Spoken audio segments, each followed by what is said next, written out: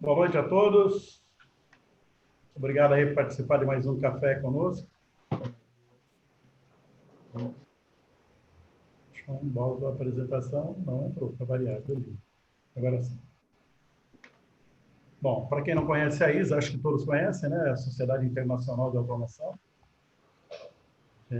voltada para engenheiros, estudantes, profissionais do ramo de instrumentação e automação. Estamos presentes em 44 países. Hoje já somos em torno de 40 mil membros e temos 135 seções ISA no mundo. No Brasil, nós temos 6. Rio de Janeiro, Vale do Paraíba, Campinas, Curitiba, Bahia e, reestruturando agora, Rio Grande do Sul. Temos 3 seções estudantis, uma delas aqui de Salvador, aqui da Bahia, da UF, que foi um dos presentes que nós ganhamos nessa comemoração de 30 anos. Então, nós temos uma seção aqui atuante, operante.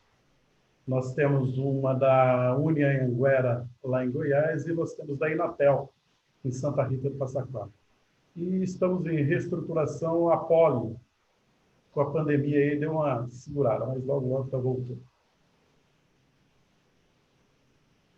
30 anos de ISA, Seção Bahia, 17 de outubro nós fizemos um brinde virtual, comemoramos aqui, não pudemos abraçar os amigos, mas ainda até o final do ano, com certeza, nós vamos fazer um almoço. E a ISA faz 75 anos. E também com um grande presente. Então, foi eleito aí o Carlos Vandolese, foi eleito presidente da ISA Internacional.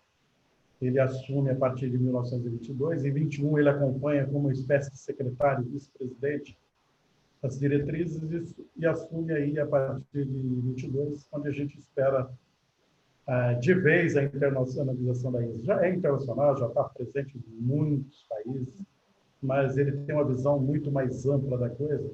Eu acho que quando você sai um pouquinho dos Estados Unidos, você consegue ter um leque maior. Então, o Mandolese leva esse conhecimento também. Hoje ele é do board, né, do executive board, então ele vai levar esse conhecimento lá para isso. Quero agradecer aqui, dentro dos 30 anos, nós já fizemos um monte de coisa, tá? Já fizemos treinamento, válvulas, já fizemos de medição de vazão, instrumentação analítica, e hoje eu agradeço aí ao Marco Antônio Ribeiro por liberar os alunos para assistir essa palestra. Estamos fazendo aí o curso de instrumentação, a ferramenta da indústria 4.0. Termina aí essa semana ainda. Eu queria que todos salvassem essa data aí, ó, dia 19, quinta-feira que vem, mais um evento aí, uma conversa, um bate-papo. Hoje não vai deixar de ser um bate-papo, mas a gente chama de conversa, café com a Balmier Automation, e com o Bruno aí que está representando a Balmier, falando de segurança cibernética. E no dia 19 nós vamos bater um papo com o Dourado e com o Eric, falando sobre a revisão do NR13 e a segurança funcional. Uma coisa que eu quero chamar a atenção aí, que ele vai falar bastante, é sobre a aplicação de sistemas instrumentados de segurança SIS em caldeiras. Com isso, você consegue ter uma elasticidade na inspeção das caldeiras. Isso é economia fantástica. Esse será um dos temas aí dos dois nesse bate-papo. E aqui o nosso café. Café ISA Seção Bahia, acho que já é o 5º ou 6º esse ano, já perdi até a conta. E com sucesso, e hoje não vai deixar de ser sucesso, tenho certeza absoluta. Agradecer ao Bruno, que representa aqui a Balmier. E vamos falar um pouquinho aí sobre segurança cibernética, voltada para as indústrias. E o porquê que é muito importante isso aí? Eu estava até conversando essa semana com um amigo meu, e ele falou, não, minha empresa é pequena, eu não tenho 100 funcionários, meu processo é muito pequenininho, ninguém... Aí eu mandei isso aqui para ele, que acho que ele está assistindo hoje. Então, 65% dos ataques ocorrem em pequenas empresas. Nós temos um grande ataque aí no Brasil, que foi o STJ, onde o pessoal realmente invadiu, onde o pessoal conseguiu manipular e mexer nos processos. E lembrando que o ataque cibernético na pandemia explodiu. Esse gráfico aqui mostra bem, ó, 2015 a 2017, relativamente no mesmo nível, dá uma subida em 18, em 19 começa a haver as preocupações, o pessoal começa a dar uma fechada nos seus sistemas, ele dá uma caída. Mas agora, na pandemia, ele simplesmente quintuplicou. Ou seja, nós temos mais de 50 bilhões de tentativas de invasão. Então, essa palestra de hoje é muito importante. Olha a sua responsabilidade, viu, Bruno? Sim, tô... Isso é bom, né? Lembrando que a ISA começou aí com a ISA 99, falando de segurança industrial na área de automação e controle de sistemas, e desse estudo, dessa padronização, saiu a IEC 62443. O Bruno vai falar um pouquinho dela também. E nós temos, a ISA, através da ISA Seção São Paulo, nós temos um curso de certificações na área de segurança cibernética. Estamos pretendendo trazer mais um treinamento aqui para a Bahia no ano que vem, vamos ver se a gente consegue. Nós vamos fechar o ano, o Café ISA Seção Bahia, com o máquina. Nós vamos trazer o Macarovski aqui para nos brindar com seu conhecimento, com sua alegria, e agora recém-impostado diretor de digitalização da Microsoft. No dia 9 também, eu peço que todos marquem no seu calendário. Vamos falar de transformação digital na indústria de processos. Mesmo horário, sempre às 19, dia 9. É isso. Muito obrigado. Não posso deixar de falar, junte-se a nós. A ISA está escrevendo o futuro da automação. Nós estamos aí em segurança cibernética, IoT, nós estamos com grupos de IoT. Nós estamos com vai sair a nova norma do SCADA, deve estar estourando aí. Então, nós estamos muito presentes na automação e instrumentação. Então, peço a todos, juntem-se a nós. É um trabalho voluntário, gostoso, toma tempo, mas tem os frutos. Um deles é essa palestra aqui, trazendo a Balmier para bater um papo com a gente. Tá? Muito obrigado, boa noite, bom trabalho. Está aí meu contato da ISA. Se alguém quiser saber mais alguma coisa da ISA, estamos à disposição. Muito obrigado. Só não ouvi as palmas. À vontade, Bruno.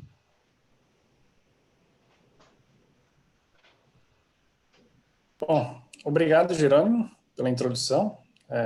Gostaria de desejar a todos uma excelente noite, sejam todos bem-vindos, né? A este bate-papo sobre segurança cibernética.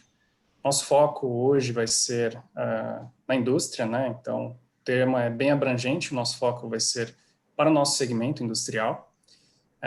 Como apresentado, meu nome é Bruno, eu vou conduzir essa conversa na noite de hoje e, posterior, né, à apresentação, a gente vai ter uma sessão de bate-papo, uma conversa um pouco mais descontraída, né?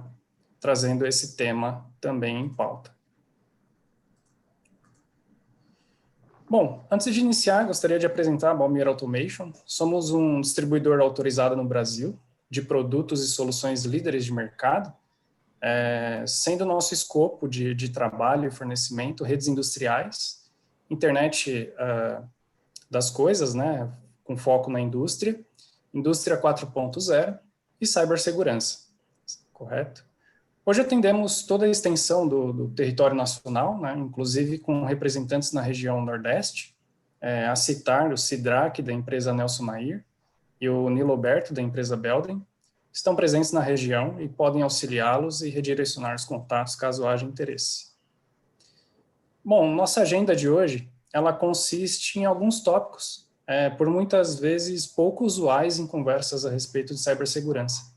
Né, muito se fala, muito se ouve, é comum ouvirmos debates ou mesmo nos depararmos com notícias, né, referentes a incidentes ou brechas de segurança. Nossa conversa hoje vai um pouco além, para que possamos compreender um pouco melhor o tema e desmistificar o tema cibersegurança, correto? Falaremos, então, dos frameworks, o que são os frameworks. Iremos apresentar dois modelos de frameworks, né? Um deles NIST, baseado no padrão NIST, outro, como o próprio Jerônimo mencionou, ISA e EC 62443. Um breve overview, a gente vai entrar em alguns detalhes de cada um dos frameworks para entender o que são e como eles podem se relacionar, né? Falar de cibersegurança na indústria e trazer também a visão de TA, tecnologia da automação, TI, tecnologia da informação, e o que tudo isso tem a ver com a indústria 4.0 e qual sua relação com cibersegurança. A gente vai abordar bem brevemente alguns exemplos que temos condições práticas já hoje de serem implantadas em nossos processos, em nossas indústrias, para que tornemos cada dia mais, ao passar do tempo, né, com a incorporação de novas tecnologias, nosso ambiente de trabalho mais seguro e nossa indústria mais forte. E, por fim, nossa sessão de perguntas. Ok? Bom, se procurarmos por referências do mercado para padrões e modelos a seguir, né, encontraremos uma vastidão de informações, mas, na verdade, o que cada uma dessas referências significam? O que são frameworks, né? Os frameworks são, na verdade, modelos, não são obrigações, não são normas, mas são modelos, são exemplos, os quais podemos adotar como referências para o nosso ambiente industrial, nosso ambiente de produção ou gestão, por exemplo. Pensem como se fosse um conjunto de quebra-cabeças Lego, né? Aquele brinquedo Lego, onde ao montá-los, né, esses frameworks, esses pequenos pacotes, né, a gente objetiva um resultado final, e esse resultado final será o aumento da segurança em nosso ambiente de produção, a resiliência dos nossos sistemas, mecanismos mais eficientes para a gestão de vulnerabilidades e respostas a incidentes, né? Então, de forma geral, nós temos alguns frameworks, exemplos, né, que são modelos que podemos seguir, a citar alguns, né, a ISO 27001, muito bem conhecida no ambiente de TI, né, de tecnologia da informação, trabalha com o método PDCA, planejar, executar, verificar e tomar ações, né? Mas como estamos falando da indústria, precisamos de outros modelos. Muitas vezes os modelos existentes para o ambiente de TI não são tão aplicáveis facilmente nos ambientes industriais, né? Na tecnologia de automação, por exemplo. E a partir daí que surgem outros modelos, outros frameworks, né? Então, a gente está falando aqui do exemplo do NIST, Special Publication 800, que é um guia, né, para sistemas de segurança para controle no ambiente industrial, né? Então, a gente está falando de segurança na indústria, tem o IEC 62443, que é proveniente da ISA, né? Que também trata desse assunto de segurança industrial para ambientes de automação industrial e sistemas de controle, que é o nosso foco. E existem ainda algumas referências específicas para alguns segmentos de mercado, né? Então, muitas vezes, o que se aplica em um ambiente de automação industrial, em um ambiente de produção ou em um ambiente de sistemas de controle, não muito propriamente é factível de ser utilizado em um ambiente de subestação elétrica, em um ambiente onde se tenha reatores nucleares, por exemplo, né? Então, existem ainda essas referências específicas e também referências para mercado. Então, se a gente for lá nos sites, né, ou da ISO, NIST, IEC, podemos encontrar algumas referências, alguns frameworks específicas para o nosso mercado de atuação. Isso facilita a interpretação desses modelos para a nossa realidade prática, né, e traz exemplos muito claros e objetivos, e com pequenos passos a gente passa a implementar a segurança no nível de campo, correto? Estes frameworks, eles são então aplicados de forma a compor algo nítido de que a empresa busca como um nível de segurança a ser atingido, né? Então, é muito flexível e aplicável on the go, ou seja, eu não preciso esperar que eu tenha verbas, que eu tenha investimentos, basta eu ter uma reunião, uma compilação dessas informações para a coleta das políticas corporativas em alinhamento com o que eu almejo executar, para que eu possa, então, fazer as minhas análises de riscos, a gestão dos meus ativos, controle de acessos e verificar o que daquilo que eu tenho interesse eu consigo aplicar com base no framework que eu escolhi. Tá? Então, é realmente um quebra-cabeça bem flexível, com baixo investimento ou muitas vezes nenhum, eu já consigo ter ações alinhadas à segurança cibernética para emprego na indústria. Eu vou iniciar exemplificando com um framework da NIST, né, um modelo da NIST, que o NIST é o Instituto Nacional Americano de Padrões de Tecnologia. Ele vem trabalhando desde 2013, na verdade, por conta de uma ordem executiva, né, que foi gerada para que houvesse uma criação de um modelo, o então Cybersecurity Framework, que é o framework da NIST para segurança cibernética, para que, então, fosse possível apoiar o próprio governo, né? O governo também precisa estar em compliance, precisa atender a estes modelos para se tornar mais seguro, mas também apoiar empresas, segmentos industriais. E como tudo na indústria, se um padrão funciona e é bom, por que não replicá-lo? Né? Então, esse padrão NIST, esse framework acabou sendo bem disseminado, né, no mundo inteiro, e fazendo ainda interface com outros frameworks já existentes. Né? A gente vai falar um pouco da relação e interconexão entre eles, ok? Então, a partir de agora, a gente consegue ter padrões, né, com esse modelo, para que possamos nos enquadrar com as boas práticas de segurança. Um dos pontos de destaque que se dão pelo emprego do framework elaborado pela NIST é um alto nível de abstração. Então, quer dizer, pensando em como eu consigo melhorar os meus processos, eu consigo abstrair, eu não preciso, num primeiro momento, ter ações práticas ou ações muito técnicas, né? Então, eu consigo ter um boarding, né? Uma gerência, conversando e definindo políticas de segurança já nesse nível. Então, conceitualmente, eu já consigo ter ações alinhadas à segurança. E para tornar isso prático, nós temos os 5 pilares-chave que representam um programa de cibersegurança holístico, bem abrangente e bem sucedido, né? De fácil integração com outras normas, outros frameworks, por exemplo, outros modelos. Além de auxiliar as organizações a expressarem sua gestão de risco em um alto nível. Então, muitas vezes eu não preciso detalhar tanto, porque isso consome muito tempo, então eu consigo, abstraindo, eu consigo ter alinhamentos mais direcionados e aí sim conseguir aprofundar, né, nessas análises e ter um resultado melhor, mais alinhado ao que realmente é interessante para emprego em um segmento de indústria, por exemplo. Vamos abordar uma ideia, né, a respeito de cada um desses pilares, só para exemplificar, para que tenha uma compreensão um pouco melhor. Quando se fala de framework, existe alguns equívocos ou algum desentendimento, então a gente vai abordar cada um dos 5 pilares, né, identificar, proteger, detectar, responder e recuperar, que compõem o padrão NIST. E, subsequentemente, falaremos, então, do padrão ISA 62443. Bom, para identificar, nós temos que, então, identificar, na verdade, os ativos físicos e ativos de software, né, que também fazem parte da nossa realidade, para que eu possa estabelecer um programa de gestão de ativos. Então, não tem como eu gerir meus ativos se eu desconheço o que eu tenho em emprego no meu ambiente de produção. Eu preciso identificar as políticas de cibersegurança para que eu possa definir um programa de governança.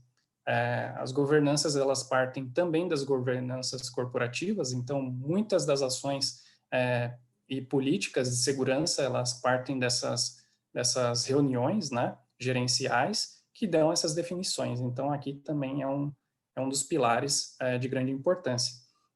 E ainda precisamos identificar uma estratégia de gerenciamento desses riscos para a organização. Então, identificado ali potenciais riscos, eu preciso ter estratégias para gerir, né, essa minha organização. Ok? Falando da proteção, né, para proteger, nós temos que estabelecer a segurança dos dados, para que então tenhamos a proteção da confidencialidade, da integridade, da disponibilidade do nosso sistema. Precisamos fazer a gestão das tecnologias de proteção que serão empregadas nesse ambiente para garantir a segurança e a resiliência dos sistemas e dispositivos. Precisamos aqui, é muito importante ainda, a capacitação de nossa equipe operacional por meio de conscientização e treinamento, que é o que essa nossa conversa hoje objetiva, né? É conscientizá-los, trazer um pouco a realidade desses frameworks para desmistificar essa dificuldade, muitas vezes, que existe, de que se pensa em cibersegurança como altos investimentos, e muitas vezes a compreensão dos frameworks já nos ajudam a tomar pequenos passos que podem garantir, sim, já a segurança no primeiro momento. De forma a detectar, nós temos então a implementação de recursos de monitoramento contínuo, então tem a melhoria contínua, que é das políticas de qualidade, e nas políticas de segurança temos recursos de monitoramento contínuo, né? Então é sempre estar ali presente, de forma a monitorar a segurança e os eventos que ocorram referentes à cibersegurança, né? Sistemas cibernéticos na indústria. Assegurar ainda que anomalias e eventos eles sejam detectados em tempo factível para o meu processo, né? E que seu potencial de impacto seja entendível aos operadores, às equipes responsáveis, né? E à gerência também. É de extrema importância que todos tenham essa compreensão da criticidade de que uma anomalia pode me trazer, pode me afetar, né? Verificar ainda a eficácia das medidas de proteção. Se essas medidas que eu realizei o emprego, que eu esbocei, que eu planejei, se elas de fato estão sendo eficientes. E de forma a responder, né, a incidentes, a algum evento, eu preciso garantir que os processos que foram planejados para uma resposta efetiva, eles sejam executados durante e após o incidente. Então, quando ocorre um incidente e eu executo o que eu planejei como resposta, né, então eu previ um cenário e eu tenho isso planejado como responder. Eu preciso garantir que esse processo de resposta ele vai ser gerenciado e executado durante e após o incidente. Ou seja, não é porque eu extingui um potencial risco ou eliminei um incidente corrente, quer dizer que eu vou deixar aquilo para trás. Não, muito pelo contrário, eu tenho que executar várias etapas posteriores para entender a ocorrência e melhorar os meus processos, né? Temos também o gerenciamento das comunicações durante e após o evento. Comunicação é algo imprescindível, né? Então, manter uma equipe homogênea, coesa, com a troca de informações bem claras, né? Para que não restem dúvidas, para que eu tenha um curto tempo de resposta na ocorrência de um evento. E ainda, pensando com aquela mentalidade de melhoria contínua, né? De monitoramento contínuo, eu tenho que monitorar e verificar a eficácia das atividades de resposta. Se minhas respostas planejadas estão sendo efetivas na tratativa de um incidente, de uma ocorrência de cibersegurança. Bom, para recuperar, né, agora pensando na recuperação dos meus sistemas, do meu processo, eu preciso garantir que a organização ela implemente esses processos e procedimentos de planejamento de recuperação. Assim como eu planejei anteriormente, né, as minhas respostas, eu preciso planejar a minha recuperação. A resposta, ela trata pontualmente enquanto ocorre um evento. A recuperação, ela é pós-evento, geralmente, né? Então, se houve algum dano, alguma falha, algum prejuízo, eu preciso recuperar os meus sistemas, né? Reestabelecer comunicações, recuperar equipamentos, né? Muitas vezes, ou mesmo processos ou produtos, enfim, cada indústria tem uma peculiaridade, né, uma particularidade, que aí vai fazer sentido eu ter esse planejamento de recuperação bem entendido, tá bom? Ainda, de forma a recuperar, temos a implementação de melhorias com base nas lições aprendidas, ou seja, tudo que eu observei nesse processo como um todo, até chegar na etapa de recuperação, eu preciso aprender.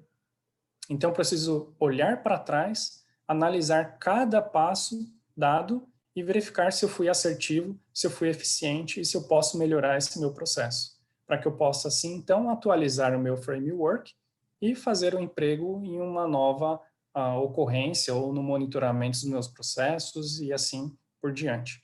A coordenação das comunicações durante as atividades também de recuperação são fundamentais. Bom, aqui fica um pouco claro, né, dado esse cenário, agora que eu falei um pouco dos 5 pilares, né, que compõem o framework, que nada mais são do que esses modelos que nós podemos adotar e pensar e seguir, né? Fica claro aqui nesse exemplo, eu peguei só um exemplo ali da etapa de identificar, mas nós temos, na verdade, 5 funções. Dessas 5 funções, nós temos 23 categorias e suas subcategorias, correto? Só que se a gente pensar agora, esses frameworks, eles são flexíveis e são inteligíveis uns com os outros, eles se conversam. Então, não é porque eu tenho um framework da NIST que eu estou excluso de fazer a utilização de um framework da ISA IEC 62443, por exemplo. Então, ao lado mais direito, né, nós temos as referências informativas, nós temos 6 padrões, 6 frameworks como sendo referências informativas. Ou seja, eu consigo correlacionar esse framework de cibersegurança da NIST com esses outros 6, dentre eles o da própria ISA 62443, correto? E assim eu consigo, por exemplo, em uma ação pontual específica em um framework que eu esteja trabalhando, eu consigo complementar com documentações ou módulos adicionais de outros frameworks. E isso me facilita em auditorias, em melhora de processos. Às vezes eu identifico que um framework me atende pontualmente, mas não no completo, né, no global, mas me atende pontualmente em um quesito, então eu posso fazer a seleção daquele quesito, daquele determinado framework e incorporar nos meus processos, tudo bem? E aí eu tenho uma evolução, eu tenho um framework customizado à minha realidade, que é o objetivo dos frameworks, é que todos possam customizar de acordo com suas necessidades. Bom, dito isso, então, o outro framework que daremos destaque nessa conversa vai ser o 62443, ISA, né? Inicialmente nomeado ISA 99, porém ele passou por diversas revisões até ser absorvido pela IEC, e hoje ela compõe uma das principais referências para o segmento de automação industrial e sistemas de controle, né? É bem conhecido, é bem disseminado e bem fácil de realizar o seu emprego. E tem algumas características bem interessantes que a gente vai explorar mais a seguir. A IEC, ela defende, então, uma abordagem holística, assim como o NIST, né? As abordagens, elas tendem a ser holísticas porque a gente precisa abstrair, muitas vezes, para entender os processos e aí sim atuar pontualmente, mais tecnicamente nessas ações. Mas essa abordagem holística, ela possibilita a construção de uma resiliência cibernética na forma de uma tríade. E aí a gente tem a composição de 3 eixos de segurança cibernética, as quais incluem pessoas, processos e tecnologia, porém com a aplicação das melhores práticas em cima dessas tecnologias. Isso requer um esforço contínuo, investimentos muitas vezes recorrentes, mas não caracteriza investimentos exorbitantes. Correto? Então, investimento recorrente, investimento de tempo, investimento de qualificação de pessoal, isso também caracteriza investimentos, especialmente na formação de pessoal. Bom, a ISA IEC 62443, ela se apoia em alguns conceitos fundamentais, dos quais muitos já são conhecidos no mercado. Alguns desses termos que vocês observam já são muitas vezes familiares ou condizentes com a realidade de muitos de vocês. Não citarei todos, para não ser muito extenso, mas a gente pode dar alguns destaques, né? Como, por exemplo, programas de segurança. Então, as políticas de segurança são nada mais, nada menos do que esses programas de segurança. Gerenciamento de riscos, né? Gerenciamento de riscos, as equipes de TI estão bem ambientadas com isso. Muitos das equipes de TA também conhecem esse termo. A gente tem, então, aqui uma novidade, de certa forma, que a ISA traz para a gente, a IEC 62443, com a IEC 62443, que é bem interessante, que falaremos no exemplo mais adiante, que é a criação de zonas e conduítes, né? Então, a criação de zonas e conduítes, ela traz um nível de segurança um pouco mais aprofundado e que faz um sentido e que é simples, né? Não é nada tão complexo assim que não possa ser realizado um investimento pontual para adequar o meu sistema nessa nova realidade. Temos ainda alguns requerimentos fundacionais, e esses requerimentos fundacionais, eles irão dar solidez ao meu framework. Então, são uma série de requerimentos, né, que eu consigo fazer a análise, ele vai dar solidez ao meu framework, vai trabalhar ali como sendo a estrutura e me dar base para a tomada de decisões de forma assertiva, que tem sentido para aplicar segurança no nível mais próximo à produção, aos ambientes de processo. Ainda sem mencionar, né, existem níveis de segurança que eu consigo fazer o emprego, e também tomar cautelas, né, e tomar decisões orientadas à segurança quando estamos tratando de design, né, então, seja design de rede, de arquiteturas, né, design de uma linha de produção, por exemplo, design de um novo setor, de uma nova fábrica. Então, eu tenho que levar em questão a redução da superfície de ataque, algumas funcionalidades essenciais para a segurança que eu não posso abrir mão, tudo bem? Então, essas são algumas das bases fundamentais aí da IEC 62443. Bom, frente a esses conceitos fundamentais, temos então a organização do framework em 4 grupos, né, em destaque aí por ordem ordem lógica, né?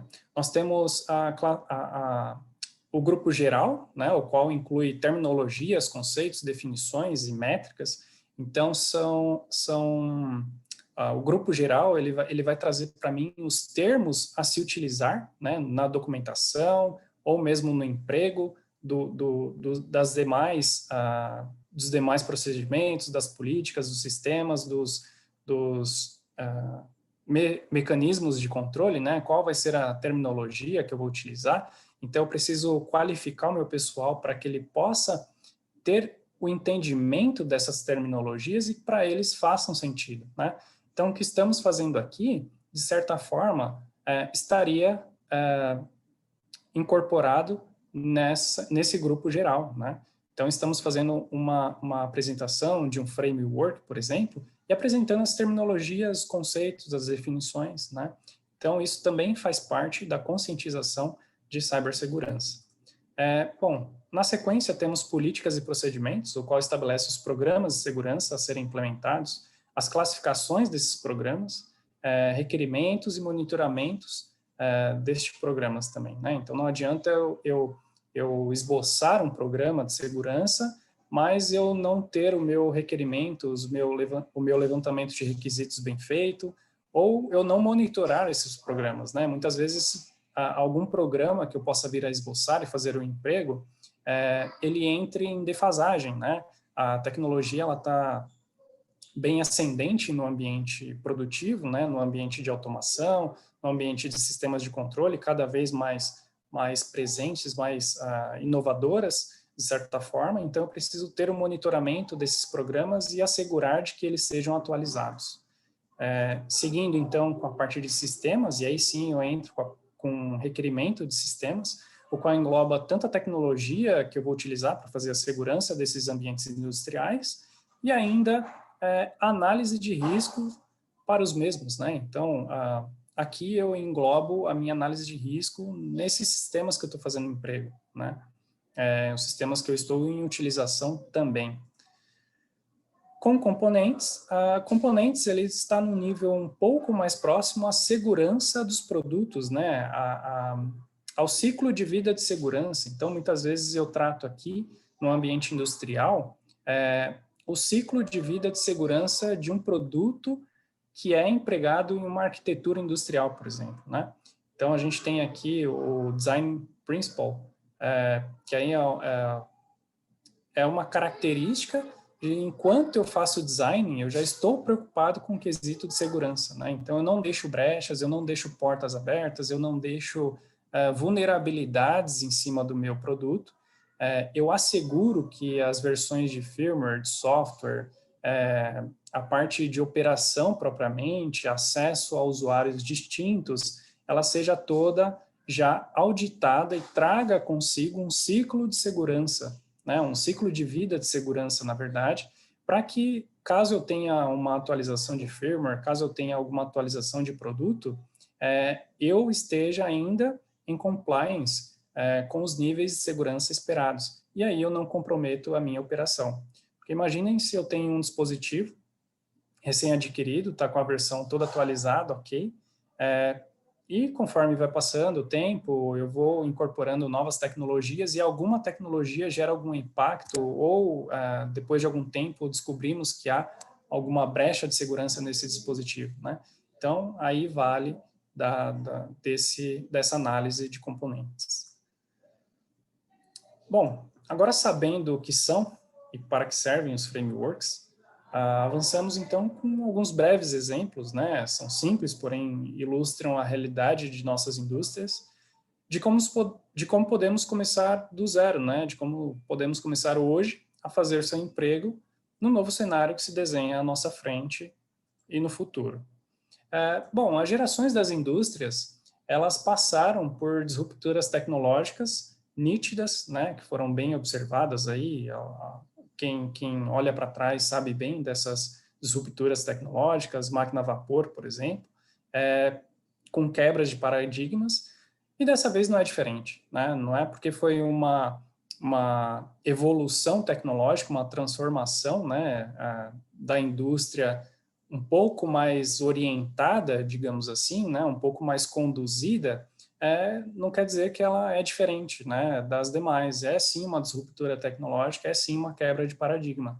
Então, estamos migrando hoje naturalmente, porque eu digo naturalmente porque isso leva um tempo, né, conversando com clientes, fornecedores, clientes internacionais muitas vezes, que têm matrizes fora do país e até mesmo fornecedores de fora, a gente observa que essa tendência, essa migração é natural. Então, leva um tempo. Então, mesmo países mais avançados ainda estão ascendendo para esse modelo de indústria 4.0. Então, a gente está migrando do modelo de Purdue, que é um modelo muitas vezes conhecido já por praticidade ali, de como está a nossa infraestrutura hoje, né, da indústria. Então, temos no nível mais baixo uma pirâmide da automação, que ela é conhecida dessa forma, né? Temos dispositivos de campo no nível mais baixo, fazendo a interface com os produtos, com as linhas de produção, sensores e etc. Porém, esses dispositivos, eles são legacy, já possuem tecnologia um pouco defasada, muitas vezes field bus, né? E esses sensores, essas remotas conectadas, então, aos controladores, e aí sim a gente vai subindo as escadinhas, né? E cada vez mais dando inteligência ao nosso sistema. Este modelo funciona muito bem, porém, se a gente precisar abstrair um pouco mais, ou coletar informações, ou fazer o emprego de uma retroalimentação com inteligência artificial, ou fazer o emprego de algum sistema um pouco mais dinâmico, a gente enfrenta sérias dificuldades, né? Então, a indústria 4.0, essa transformação, essa transição a qual passamos, ela tenta trazer tanto o ambiente de TA já existente, o modelo de Purdue, por exemplo, né? Com tecnologia de automação, porém, trazendo também uma boa parte das tecnologias disponíveis hoje do ambiente de TI, de tecnologia da informação, né? Então, eu junto TA com TI e esse compilado, ele me dá um novo ambiente, correto? Então, esse novo ambiente é onde a indústria 4.0 está presente, que nós temos, a partir de então, o pilar da automação, e não mais a pirâmide da automação. Esse pilar, ele possibilita uma comunicação vertical. Então, eu tenho, desde o field bus, desde os meus dispositivos, dos meus sensores, das minhas controladoras, dos meus dispositivos remotos, né, das remotas em campo, dispositivos com inteligência embarcada que conseguem fazer o tráfego de informações direcionados para uma porta específica, para ambiente cloud, etc. Acho que alguém está com o microfone aberto. Obrigado. Então, esse novo ambiente, né, ele traz um dinamismo mais frequente para que eu possa fazer a interligação dos meus dados de sistema com ambientes computacionais mais avançados. E daí sim eu extraio o suprassumo que todos objetivam, que é extrair conhecimento dos meus processos e melhorar as características do meu produto e do meu processo. O ambiente novo, que surge a partir de então, é a internet industrial, né? Porém, TA possui características predominantes, né, como sistemas fechados. TA, tecnologia da automação, ainda possui essa característica, né, e acredito que sempre vai possuir. São sistemas mais fechados, geralmente sem conexão à internet. Os mecanismos de segurança existentes são físicos ainda, possuem características físicas. A violação de dados é um território totalmente novo para as equipes de TA, porque sistemas dedicados a um processo, sistemas fechados, embarcados, muitas vezes uma célula de produção, como exemplo, não possui acesso externo. Então, quando a gente fala de violação de dados, a gente está caminhando para um ambiente novo e desconhecido, né? E isso muitas vezes assusta, inclusive, as equipes de TA. Enquanto que as equipes de TI, né, a parte de TI, ela apresenta sistemas geralmente mais interconectados, já falando com interfaces de aplicativos, falando com sistemas em nuvem, possuem protocolos de segurança virtual. Equipes de TI, ela possui, porém, um pouco menos de experiência nos quesitos de segurança física. Quando a gente fala de segurança física, a gente pode dar um exemplo clássico aqui, que é com relação à criticidade do meu sistema, né? Então, a preocupação da tecnologia de automação é que meu processo continue rodando, independente de qualquer coisa.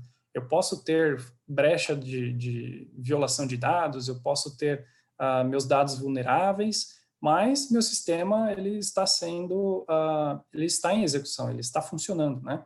Enquanto que as equipes, a equipe não, mas eu digo TI, né? TI ela prioriza outras coisas, então a segurança está em primeiro lugar. Isso é natural de cada uma das tecnologias. E com o passar do tempo, tanto as equipes de TA quanto as equipes de TI, os profissionais de cada setor, eles vão entender a realidade uma da outra, porque muito provavelmente no futuro próximo, né, já não é tão distante a gente observar isso, as duas áreas elas se relacionam e geram esse espaço de internet industrial, que é onde a indústria 4.0 está ganhando espaço, certo? Então, a gente tem nessa intersecção a integração de máquinas físicas com sensores inteligentes, com softwares, por exemplo, edge computing, cloud computing, tudo isso é fruto dessa união, né? Dessa integração entre as duas tecnologias, tá? Então, não tem deméritos, não tem a melhor, não tem a pior, é entender o que cada uma representa e o como trabalhar assertivamente. Bom, frente a essa junção de ambientes, né, apesar de ser bem interessante, surgem algumas principais causas de vulnerabilidades. Aqui eu vou ser bem breve, citar algumas bem fáceis de entender, mas a preocupação geralmente é o quê? É colocar um dispositivo no ambiente de produção e com configurações básicas, eu só quero que ele funcione. Essa é uma mentalidade que precisa ser trabalhada, né? Então, nos frameworks, a gente viu toda a preocupação em elaborar métricas, elaborar modelos para identificar falhas no meu processo e, consequentemente, eu vou conseguir enxergar essa vulnerabilidade, né? Então, quando eu me preocupo somente em colocar, tirar da caixa e fazer funcionar com as configurações mais simples possíveis, eu gero uma vulnerabilidade no meu sistema. Portas de acesso desprotegidas é outro exemplo. Então, dá um exemplo de um equipamento, a gente vai falar mais para frente, né? Que eu tenha, ou um servidor é um exemplo clássico. A gente tem aqui do lado, né, do lado direito, algumas portas que estão abertas no meu sistema. Então, quando eu faço emprego de sistemas computacionais no ambiente produtivo, no ambiente industrial, e dou conectividade à internet, a esse dispositivo, a esse servidor, a esses recursos, se eu não trabalho e eu não identifico essas portas lógicas abertas, eu gero vulnerabilidades no meu sistema. Então, eu passo a ter acessos que antes eu não tinha no meu ambiente de produção, né? E os equipamentos do ambiente de produção, muitas vezes eles não são preparados para lidar com essa conectividade, com essa acessibilidade, e aí sim é onde vem toda aquela insegurança que a gente sempre fala, né? Então, por isso das preocupações e a importância da cibersegurança nos ambientes de indústria. Exposição de banco de dados é um outro exemplo, mescla de serviços, pegamos esse mesmo servidor, por exemplo. Esse mesmo servidor foi idealizado pelas equipes de engenharia para executar um processo específico, a implementação de um sistema MES, um sistema SCADA, por exemplo. Só que aí eu já tenho investimento no equipamento físico, que é o meu servidor, e eu preciso agregar uma aplicação adicional no meu sistema. Já tenho o servidor, vou simplesmente instalar o aplicativo que eu necessito, tudo bem, roda o serviço ali. Mas eu preciso fazer outra expansão. Coloco o sistema, faço expansão. Um outro usuário, sem credencial, ou até mesmo terceiros, faz uma instalação no seu servidor porque precisa utilizar pontualmente. Então, toda essa agregação de pequenos serviços pode trazer vulnerabilidades para o meu sistema, né? E isso não é interessante para o ambiente industrial, nós temos que tomar cuidado com isso também. E isso caracteriza, muitas vezes, o desconhecimento dos meus vetores de ataque. Então, pode ser que eu esteja vulnerável e nem tenha conhecimento de que essa vulnerabilidade existe. Um exemplo claro aqui, não sei se todos têm conhecimento dessa ferramenta, quem conhece de Raspberry, ele tem um recurso, ele tem um software que você faz a instalação, configuração e tudo mais, ele consegue bloquear todo o tráfego de dados que roda no background referente a propagandas, a troca de informações que você, como usuário, desconhece. Eu fiz uma experiência certa vez e o volume de informações que trafega no background é extremo, chegou no nível extremo, né? No ambiente industrial não é diferente. Tive a oportunidade de fazer uma breve varredura em alguns ambientes industriais e o fluxo de informações, a quantidade de tráfego indevido que não condiz com o meu processo é enorme, né? Então, é outro desconhecimento dos vetores de ataque. Às vezes você está tendo alguma troca de informações no background, né, por trás ali, rodando em paralelo, mas que não caracterizam não trazem valor para o seu processo produtivo, né? Então, não faz sentido eu ter isso rodando, né? Fora o aumento da superfície de ataque, né? Então, são pontos a refletir.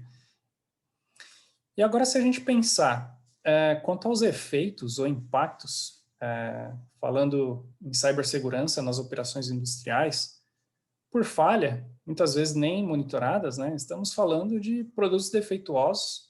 Então, eu posso ter uma linha de produção que esses efeitos, essas vulnerabilidades, me conduzam para um ambiente onde eu tenha produtos defeituosos, né? Então, eu tenho uma linha de produção, eu tenho um ambiente produtivo, seja sistemas gerando algum conflito, né? Caracterizando o defeito e me gerando prejuízo financeiro, porém eu posso ainda ocasionar em lesões ou morte de pessoas. Isso é o extremo, né? É o que a gente não gostaria de ouvir nunca. Infelizmente, eu já ouvi. Foi por erro operacional, né? Então, erros operacionais que poderiam ser mitigados com políticas de segurança, né? Segurança física e segurança cibernética, intertravamento físico e intertravamento entre sistemas, né? Eu mesmo sofri uma lesão há alguns anos atrás em uma empresa grande.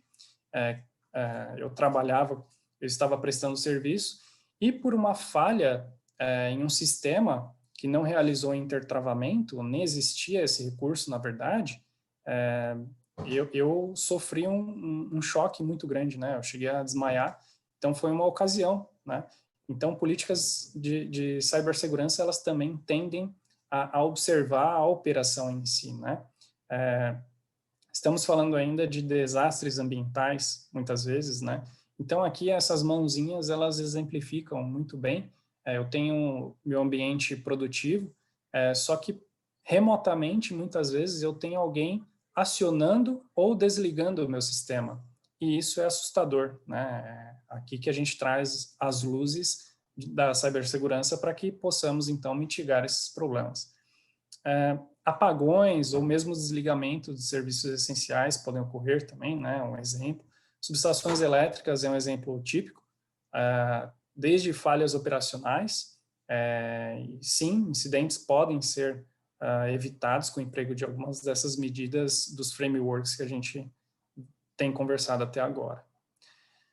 Mas, Bruno, você falou demais, chega de conversa, eu quero entender onde e como eu aplico isso. Bom, onde? No ambiente industrial. Como? Fazendo uso dos frameworks. Os frameworks são modelos. Eu peguei um exemplo aqui bem simples, né? Mas a gente vai conseguir estressar algumas situações. Mas basicamente o que se precisa entender é que com o levantamento do perfil da sua empresa, né? Com a clareza dos objetivos e pontos a melhorar no quesito segurança cibernética, já é possível então estruturar um framework para que ele se enquadre às suas necessidades. Muitas vezes vocês vão observar que não é o framework, não é você que precisa se adequar ao framework, mas sim o framework vai se adequar à sua aplicação. Então, a empresa vai ter uma análise de perfil, ela vai conseguir identificar qual perfil ela possui, né? Vai trazer os pontos de melhora, ou seja, o que é primordial para a minha operação, e a partir daí eu vou verificar no framework o que eu possuo de ferramenta, de recurso disponível, que eu posso fazer o emprego na minha indústria. E aí eu vou montando quebra-cabeça, como o Lego que eu mencionei anteriormente. Bom, aqui a gente pode utilizar um exemplo, então, né, no nosso caso, eu peguei até um exemplo da própria documentação da NIST, que é um sistema, é um DCS, né? Então, é um sistema de controle distribuído. Porém, se observarmos a integração das diferentes tecnologias, elas existem. Então, temos conexões remotas, temos modems, temos roteadores, temos sistemas de gerência, né? Tem o nível de campo e o nível de supervisão, acessos remotos, dispositivos descentralizados. Porém, se atentarmos, se olharmos com cautela, veremos que há sim o comprometimento de informações. E falta mecanismos de segurança. Então, não tem proteção alguma, a rede está totalmente frágil, né? E, infelizmente, ainda é comum disso ser realidade em muitas empresas. Empresas pequenas, empresas médias, empresas grandes, né? Apesar de já existirem algumas políticas de segurança nessas empresas, muitas delas acabam negligenciando, né, esses pequenos passos adicionais sentido à cibersegurança que a gente vem comentando tanto. E só para que a gente faça um exercício, então, né, suponhamos agora que vamos fazer a análise de perfil, nossa análise de perfil, então vocês farão essas etapas comigo, né, para identificar quais pontos são suficientes para o início do emprego dessas práticas em nossa empresa. Então, o mesmo exemplo que eu peguei da NIST, eu estou utilizando a NIST aqui como base, mas é porque ela já traz a relação pronta com a ISA, né, com a 62443. Isso vai simplificar para a gente fazer as duas frentes, né. Então, aqui eu selecionei duas funções que eu acho que faz sentido com o meu perfil de empresa, por exemplo. Então, notem, eu não tenho uma obrigatoriedade, eu não sou obrigado a estar em compliance com tal função. Eu simplesmente vou selecionar a função que faz sentido para a minha realidade. Então, eu selecionei identificar, proteger. Idealmente, seria fazer um emprego dos 5 pilares, né? Isso falando da NIST. A ISA, a gente já abordou, né? A gente tem ali os grupos, os 4 grupos, e sendo os grupos 2 e 3, os de maior emprego prático, né? Na nossa realidade. Então, aqui a gente tem, por exemplo, a ISA destacada, né, que é correspondente a esse parâmetro, essa subcategoria da NIST. Nós temos, então, o grupo 2 e o grupo 3 presentes aqui. Então, faremos uma breve análise aqui do que a gente tem de tecnologia em nosso ambiente industrial. Bom, falando agora, em termos práticos, né, nós temos então uma arquitetura, e nessa arquitetura é comum se ter um switch, né, um equipamento ali industrial, porém, muitas vezes eu não tenho nem a gestão desse ativo, eu não tenho nem a gestão de credenciais, nem a gestão de acesso. Ou seja, eu não tenho esse equipamento inventariado, eu não sei o part number, não sei o número de série, eu não tenho fabricante mapeado, eu não sei qual versão de software, né, ele representa, e aí a ISA ela traz para a gente políticas e procedimentos e sistemas. Política e procedimentos vai dizer a respeito dos inventários, das versões de software, né? Então, eu tendo uma gestão de ativo eficiente, já vai servir de ferramenta para que eu possa identificar o que eu tenho de fato as built na minha planta, né? O que eu tenho de fato ali fazendo emprego na minha instalação, e detectando ali a versão de software, fabricante, etc. Caso eu compare essa lista com as vulnerabilidades públicas, eu consigo de imediato identificar se eu estou vulnerável ou não, se aquele equipamento me compromete ou não. Eu tenho ainda a gestão de credenciais, então não faz sentido eu ter todos os usuários ou todo o meu sistema acessando esses dispositivos com privilégios administrativos, quando na verdade é um ambiente de produção, então teria que ser usuário, administrativos podem me gerar defeitos, né, porque um parâmetro alterado incorretamente pode me gerar uma indisponibilidade, e ainda assim eu consigo gerir as credenciais de dispositivos finais, né, então eu posso ter controles de acesso, correto? E aí eu tenho aqui então a gestão dos meus acessos, né, eu consigo filtrar quem pode acessar minha rede, então mesmo que os dispositivos estejam fisicamente conectados, de forma lógica eu já crio uma barreira de defesa. E aí, então, eu tenho bloqueio de portas, portas sem utilização. É comum de observarmos nas indústrias, né, painéis de automação, e nesses painéis de automação, nós temos equipamentos, switches, por exemplo, com portas de acesso desbloqueadas. Eventualmente, um prestador de serviços que venha prestar serviço na minha empresa, quando se vê um switch, a primeira coisa que ele vai fazer é o quê? Plugar um cabo de rede para tentar conectividade com a internet.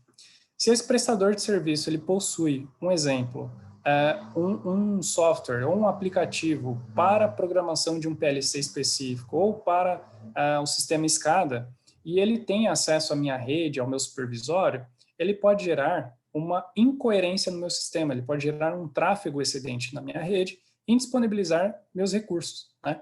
Então, por isso da importância do bloqueio de portas. E aí, o bloqueio de portas, eu vou bloquear acessos indevidos. Um painel exposto, por exemplo, com portas sobressalentes, eu não vou ter o risco de algum terceiro ou algum desavisado tentar fazer uso daquelas portas sem autorização prévia, certo? E aí eu evito já um primeiro nível de conflito, ou insegurança, ou indisponibilidade da rede.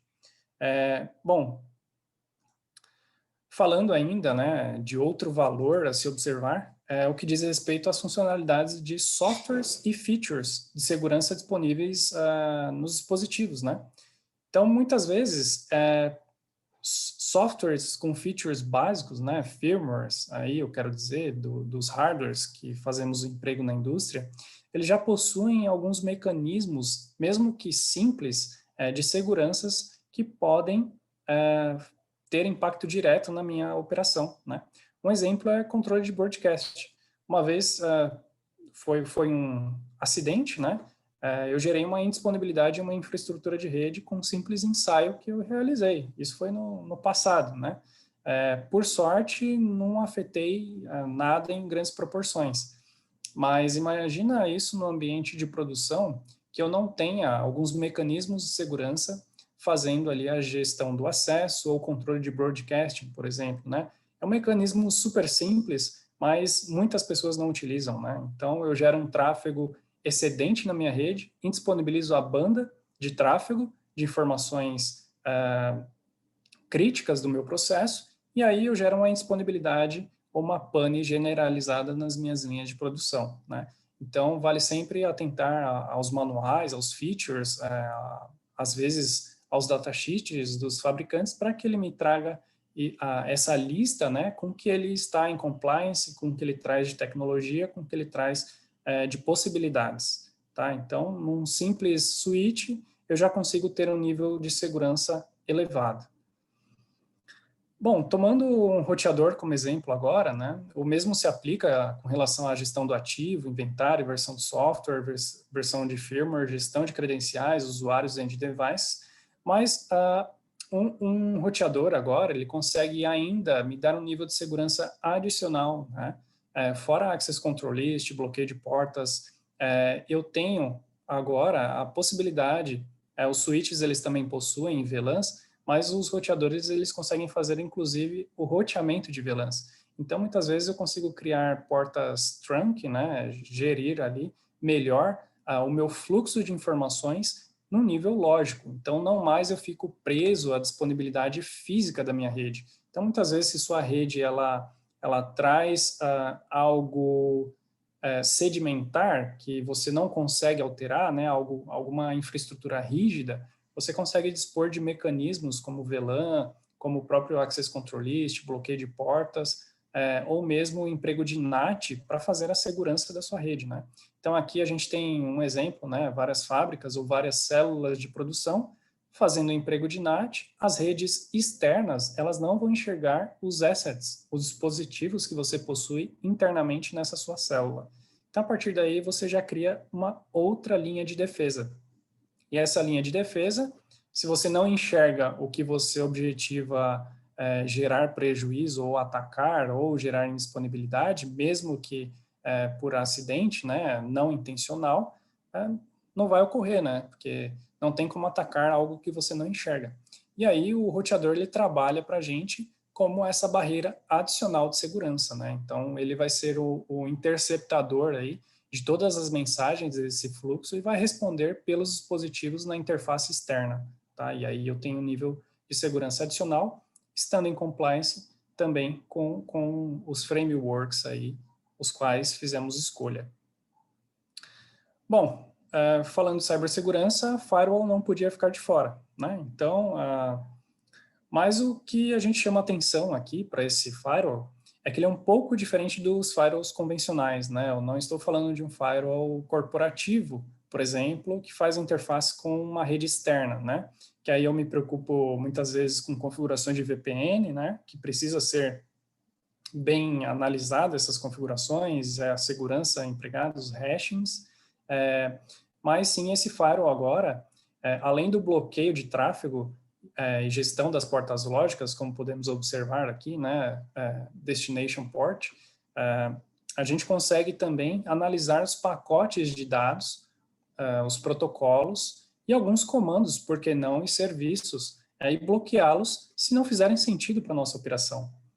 Seria como se fosse uma alfândega da rede industrial, né? Ele faz essa inspeção em cada fronteira a qual ele possui responsabilidade e assim abordamos os modelos de zonas e conduítes, né? Então, a gente consegue monitorar o tráfego, bloquear as portas, fazendo DPI, que é Deep Packet Inspection. Deep Packet Inspection quer dizer, eu vou monitorar o que trafega dentro do meu pacote de dados, né? E aí eu consigo criar as regras de stateful rules, né? Stateful são regras bidirecionais, né, ou unidirecionais, então eu monitoro também quem inicia e quem encerra a comunicação, então eu tenho uma consciência melhor do meu fluxo de dados.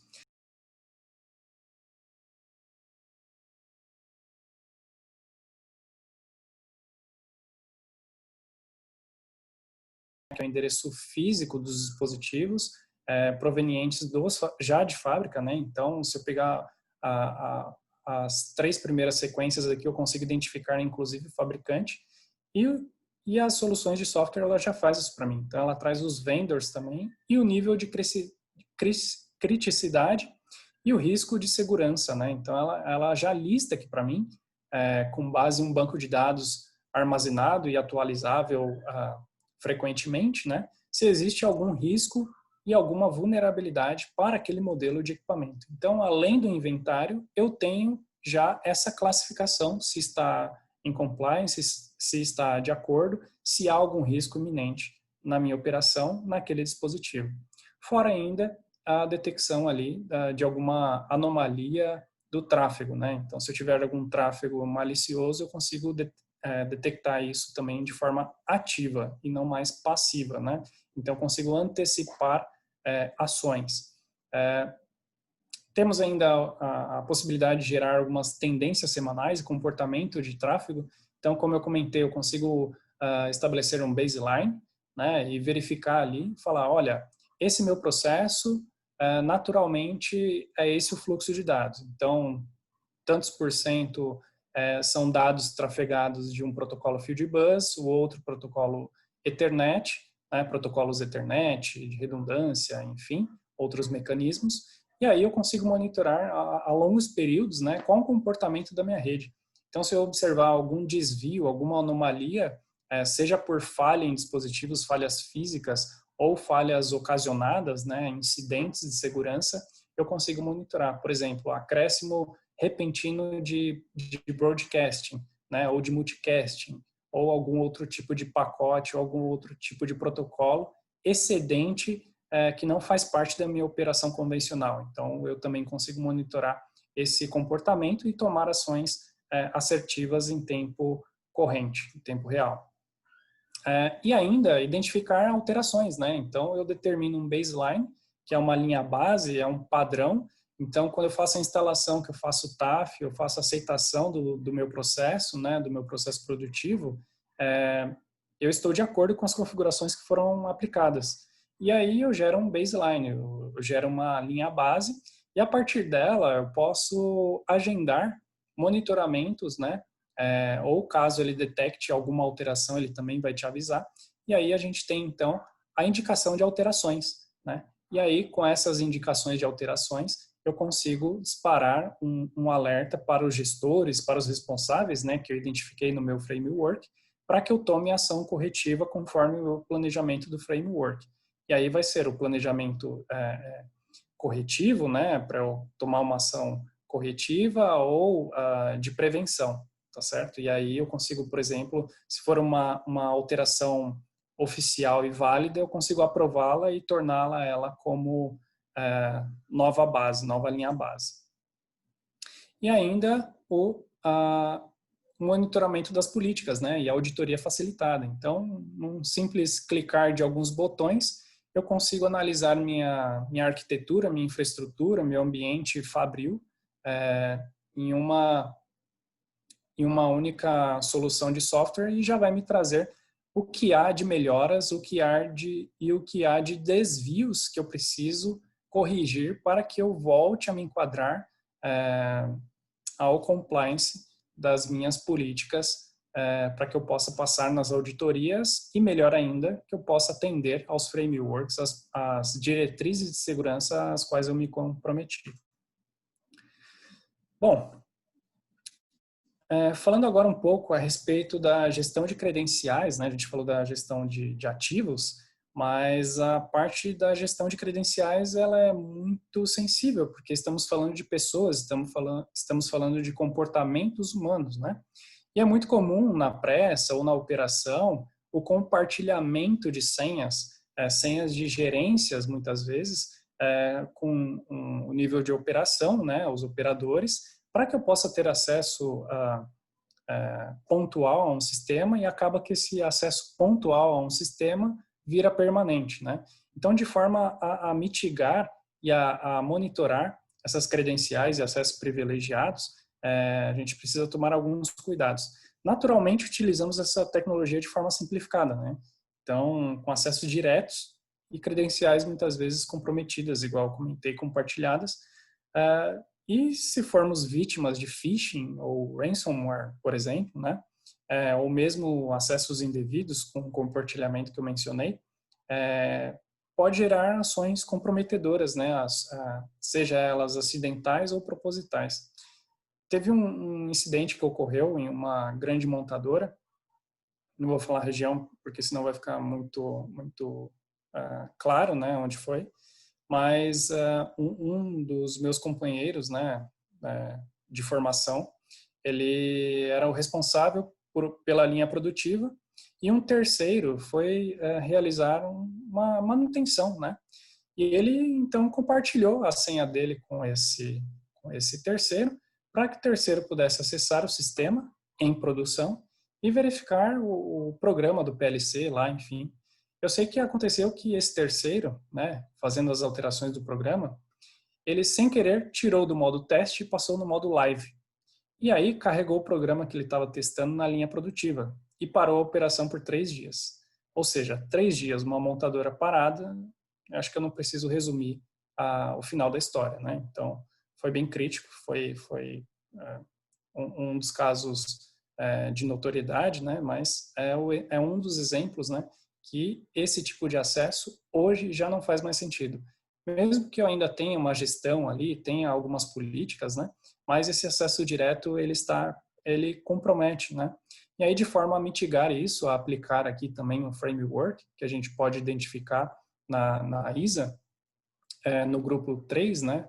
Tanto o item 1 quanto o item 3, diz respeito à segurança, às tecnologias de segurança que possuem a facilidade de emprego, né? Que melhor se empregam nessa minha realidade e também acesso aos sistemas, aos níveis de segurança. Então, monitorar manualmente esses processos, esses sistemas e políticas parece ser humanamente impossível, né? E a partir daí que a ferramenta projetada para esse fim, né, auditadas e certificadas para esse próprio uso, apresentam suas vantagens. Aqui temos o exemplo de que podemos atacar duas frentes, né, do framework, com o uso de uma única ferramenta, né? Então, fazendo o controle e gerenciamento efetivo dos níveis de acesso e credenciais. Então, observem que não mais meu usuário tem acesso direto aos sistemas.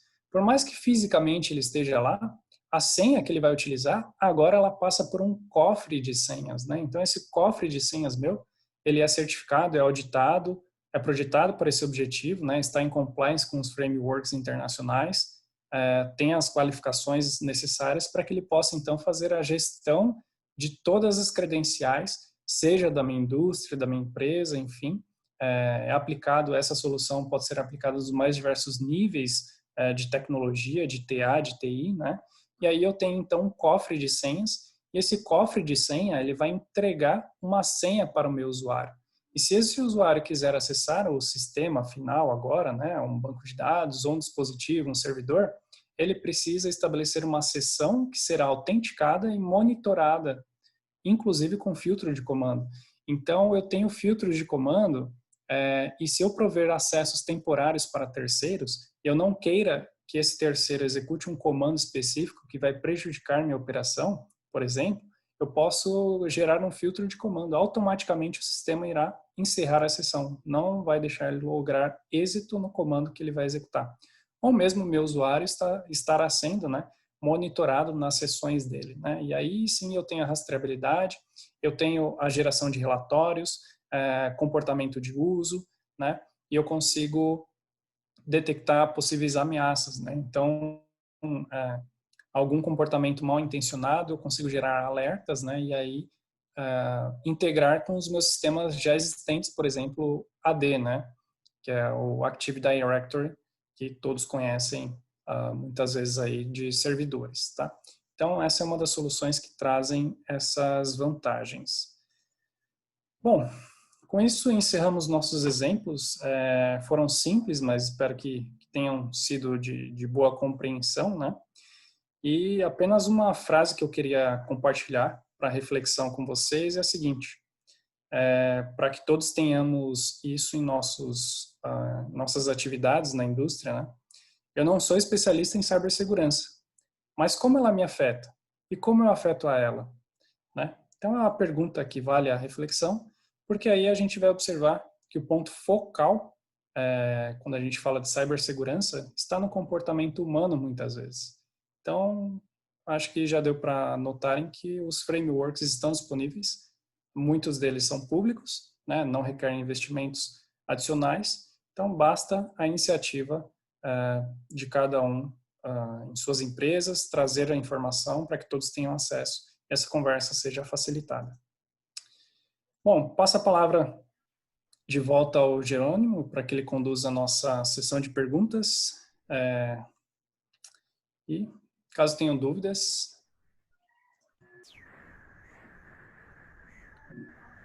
eu vou passar para o Alex, que ele é o nosso, o cara que faz a apresentação lá no púlpito, ele que vai comandar essa sessão de perguntas aí, tá? Excelente, viu? Muito boa.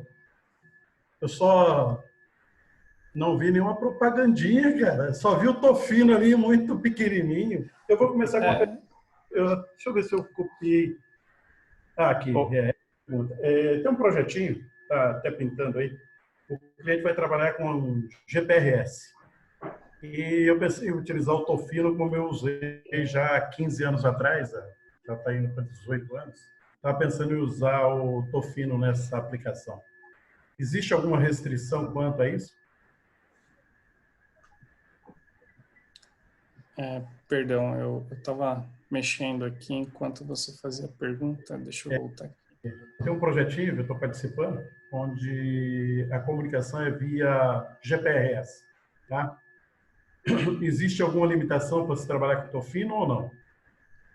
GPRS. Olha, do nível, pensando em arquitetura, né, do sistema, se o GPRS ele for compor ali a parte integrante do seu sistema, para que você tenha esse compartilhamento dos sinais, não tem problema algum, né?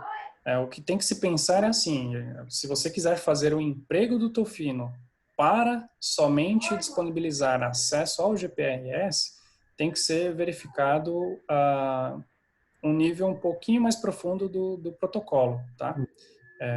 Então, talvez algum bloqueio de porta. O Tofino ele possibilita uma flexibilidade interessante. São protocolos específicos, né? Você consegue customizar, mas tem que ser verificado, tá? Pode entrar em contato com a gente que a gente verifica isso também. Essa semana eu não prometo não, mas semana que vem a gente bate um papo. Alex, tem mais perguntas? Ô Bruno, primeiro, parabéns pela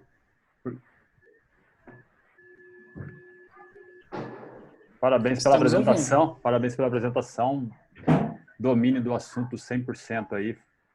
Tem 3 perguntas no bate-papo que você poderia abrir aí, porque aí talvez ficaria mais eficiente. A primeira pergunta é ali do Purim, Vale Automação. Onde ele começa com neste conjunto de TI e TA trabalhando juntos. Você está aí junto comigo? Vejo muitas empresas jogando. Então você pode ler e aí fica mais eficiente para não ter nenhum ruído. Tá legal, obrigado, Alex. Bom, a pergunta do Purim, Vale Automação. Neste conjunto de TI e TA, trabalhando juntos, vejo muitas empresas jogando a bola de segurança completamente para a TI. Verdade. Isso é comum da gente observar. Do meu ponto de vista, vejo essa estratégia um pouco perigosa. Também, sem dúvidas. Como eu bem mencionei, né? Os princípios e os conceitos que regem TI e TA, muitas vezes, eles não convergem, né? Então, existe sim a intersecção entre as tecnologias, que a gente precisa fazer o bom uso, mas se estamos falando de sistemas de automação ainda, sistemas produtivos com foco na indústria, é interessante que a equipe de TA, mesmo que ela esteja abaixo da equipe de TI, muitas vezes, em algumas empresas acontecem isso, que essa decisão ou que essa diligência na tomada de decisões seja feita de forma conjunta, né? Então, o compartilhamento das informações aí, ela é de extrema importância e de extremo valor. Como você vê a responsabilidade de cibersegurança? A TI deve ter a direção do volante? Então, depende muito da gestão corporativa, na verdade. Algumas gestões corporativas, elas colocam TI como os decisores, né? E a TA como a equipe abaixo do guarda-chuva de TI, digamos assim. E aí, muitas vezes, a força das equipes de TA para tomada de decisão ou escolha de dispositivos mais direcionados a um segmento industrial, por conta da criticidade, acaba não sendo atendida.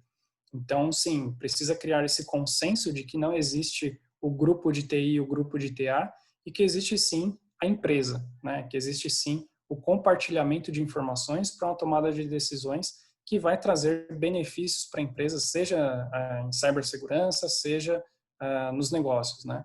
Então, a gente torce bastante fortemente, toda vez que a gente conversa e participa dessas sessões, a gente tenta trazer essa visão de que não tem que ter conflito e sim uma coesão, né? Então, um entender o escopo do outro e pedir ajuda, né? Então, quem melhor para entender da parte de servidores, de sistemas, alguns sistemas mais com interfaces, né?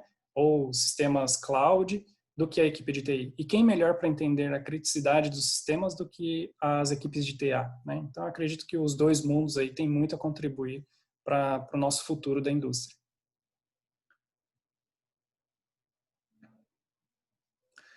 Bom, a outra pergunta passaram por WhatsApp para o Alex.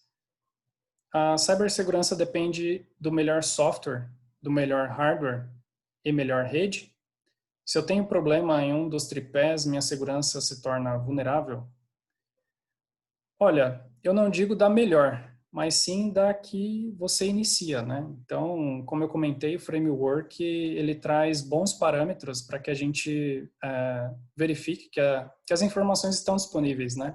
Elas estão abertas para a indústria.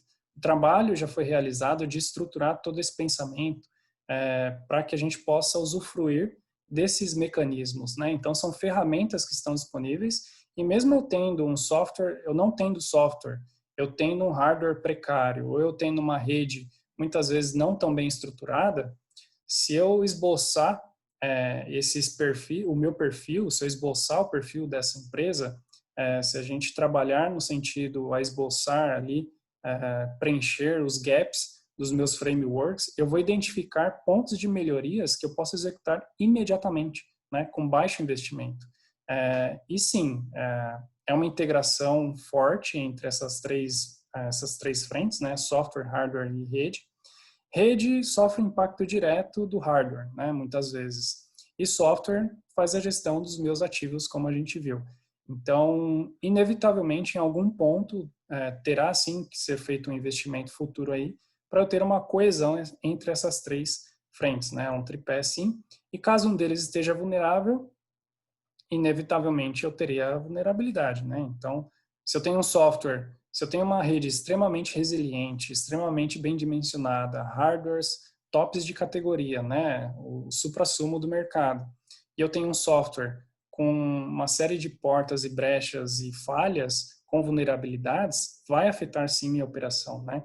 Então, sim, todos esses pontos que eu comentei, eu consigo mitigar minimamente essas falhas, mas é um tripé que realmente tem a sua verdade, tá bom?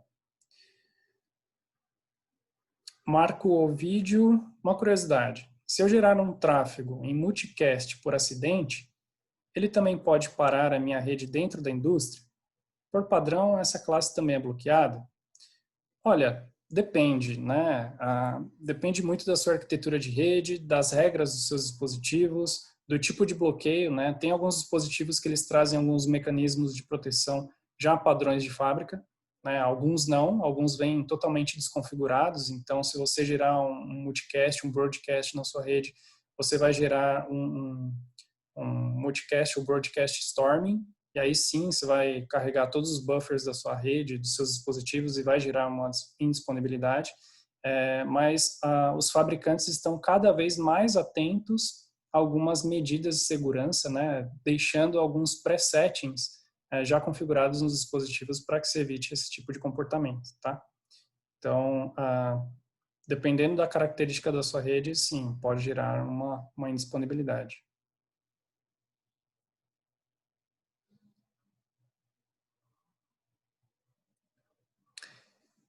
Outra pergunta do Purim.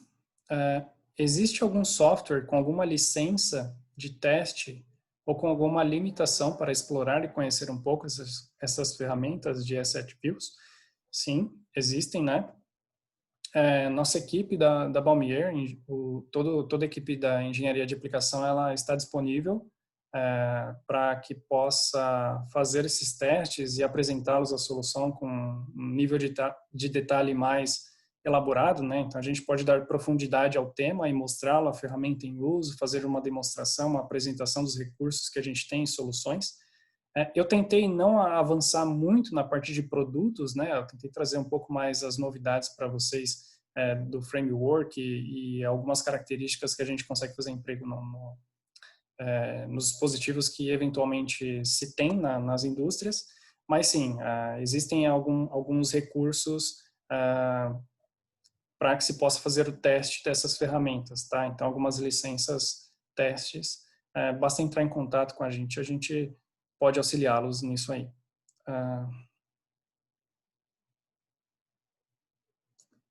Ok. Perguntas do Jerônimo, vamos lá. Ô Bruno, Oi.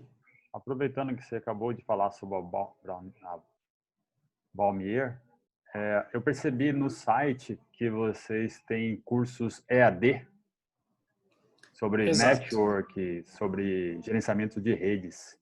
E esses cursos falam desse mesmo conteúdo que você está falando aqui na apresentação, né? Sim, ele fala num detalhe bem mais aprofundado. Nós temos alguns cursos EAD, né?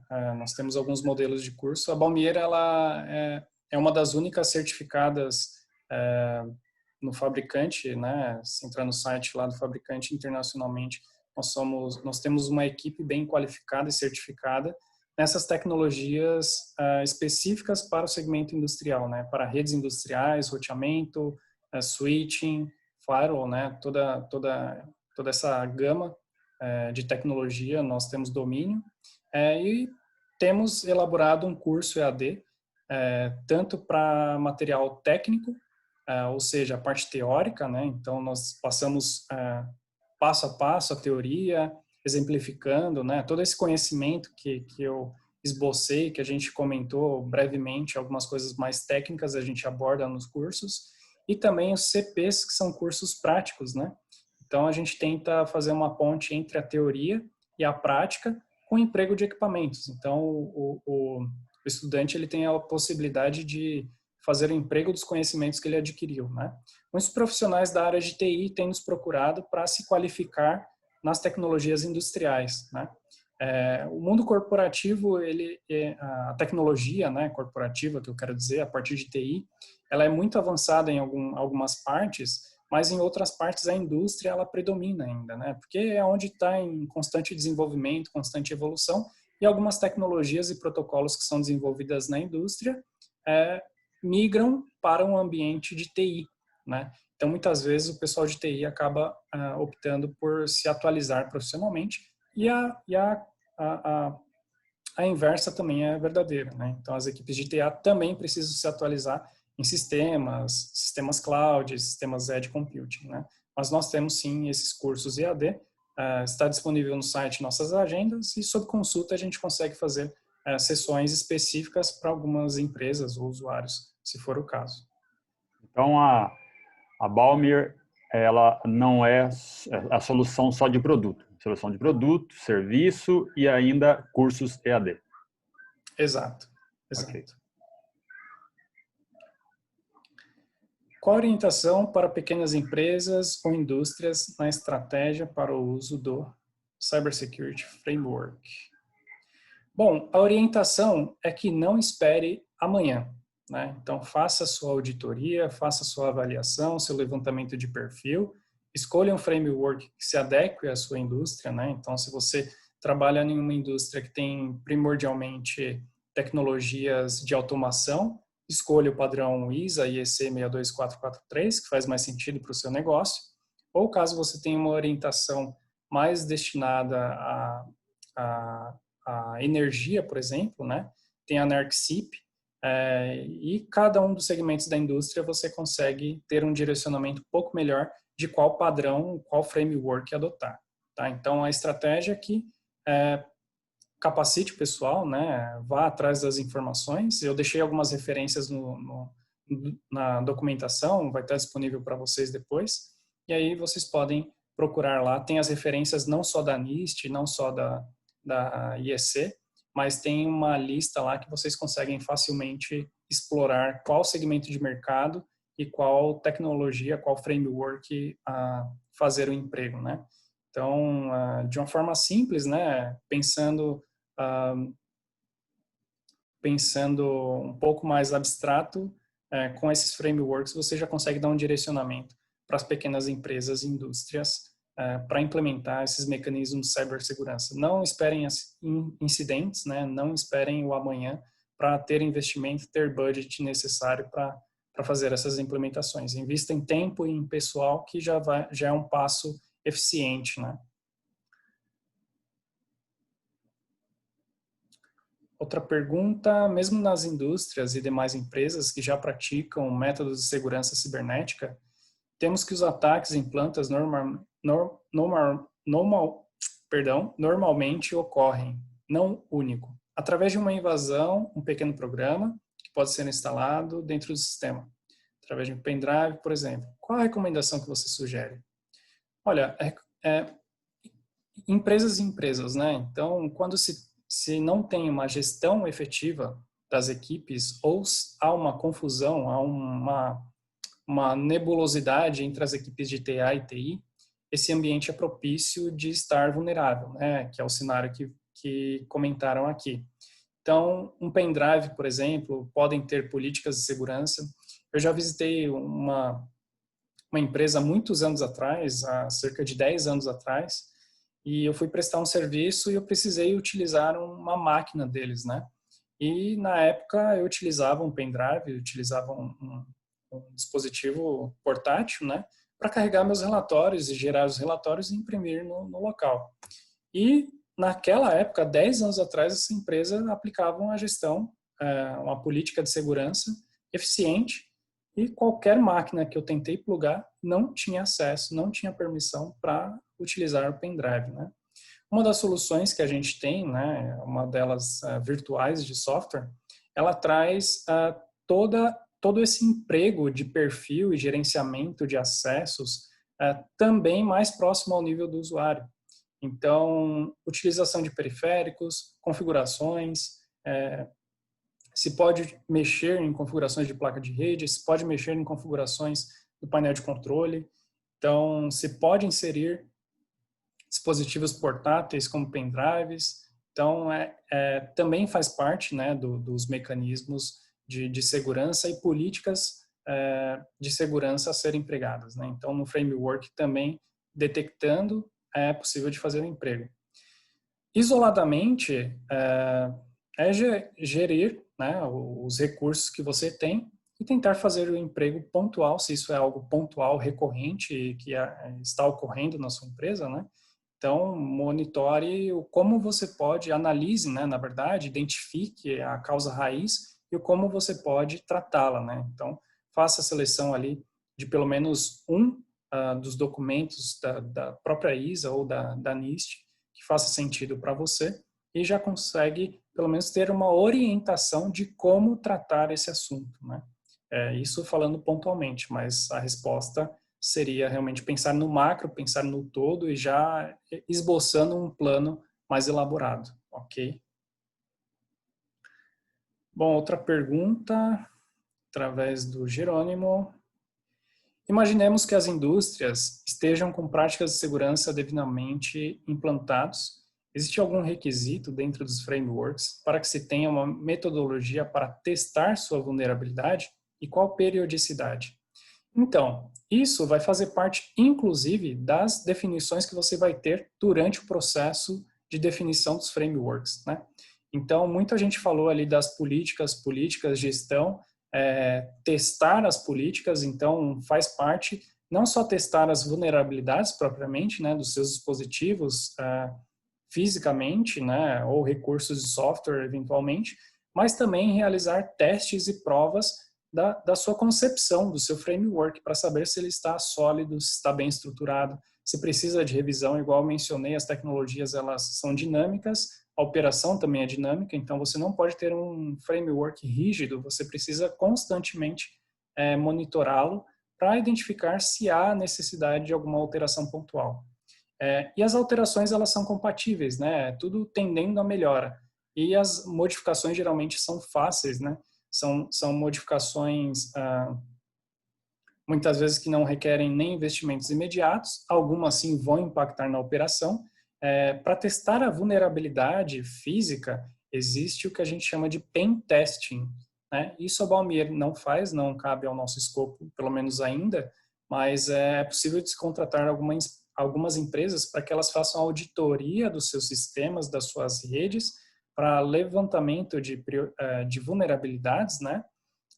E ainda é possível de fazer esse levantamento de vulnerabilidades por dispositivo, né? Então, eu mencionei ali alguma solução de software, mas tem algumas empresas especializadas em fazer essa análise de vulnerabilidade em hardware também, tá bom? E qual a periodicidade?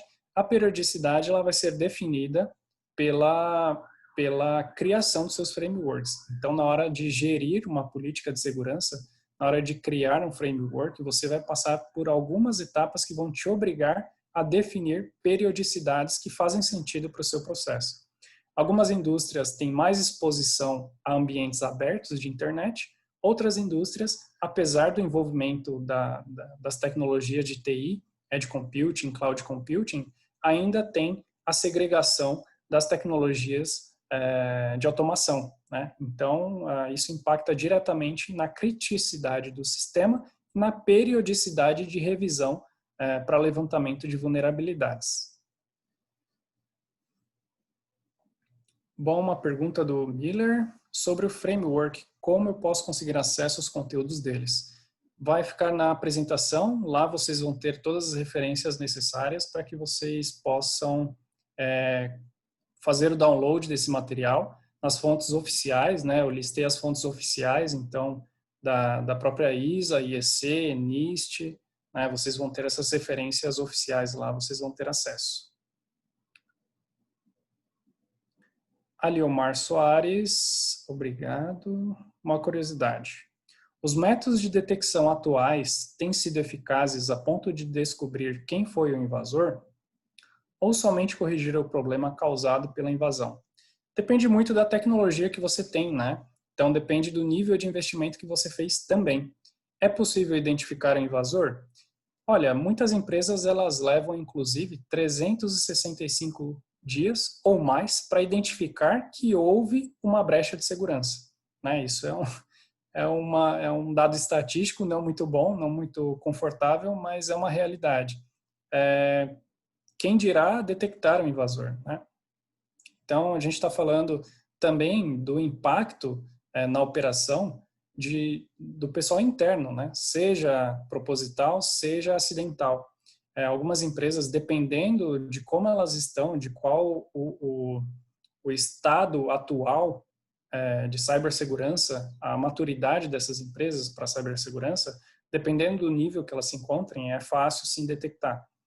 Inclusive, com essas ferramentas que eu mostrei, a identificação ela se dá pontualmente, né? Então, se tiver algum usuário tendo algum comportamento comprometedor, você consegue identificar imediatamente, encerrar a sessão dele e, eventualmente, né, te serve como base legal aquela identificação, todo o monitoramento do sistema e você pode tomar as ações devidas, tá? E sim, efetuar a correção pelo problema, né? Mas vai depender muito do nível de maturidade, qual o investimento que você já fez nas suas plantas. Outra pergunta do Miller. Quando falamos dos conduits, aquele firewall que você apresentou pode ser considerado um Next Generation Firewall? Pode, se ele tiver o recurso, sim, pode, com certeza. Vi que ele analisa a camada 7. Como ele pode manter as assinaturas de ameaças atualizadas? Olha, depende do fabricante, depende da tecnologia. Alguns fabricantes eles conseguem consultar bancos de dados em tempo real, né? Tempo real, assim, de quando em quando ele se conecta em um servidor, se for o caso, tem acesso ali, faz a atualização. Outras tecnologias você precisa fazer o patching, que a gente chama, né? Então, sendo notificado o gestor de uma atualização possível, o gestor tem a responsabilidade de fazer o patching nos sistemas, que aí ele vai fazer como se fosse a audição dos processos e dos equipamentos, vai atualizar toda essa cadeia de produtos ou equipamentos que precisam sofrer essa atualização do banco de dados, né? Então, depende. Tem sistemas que fazem isso automaticamente, outros não.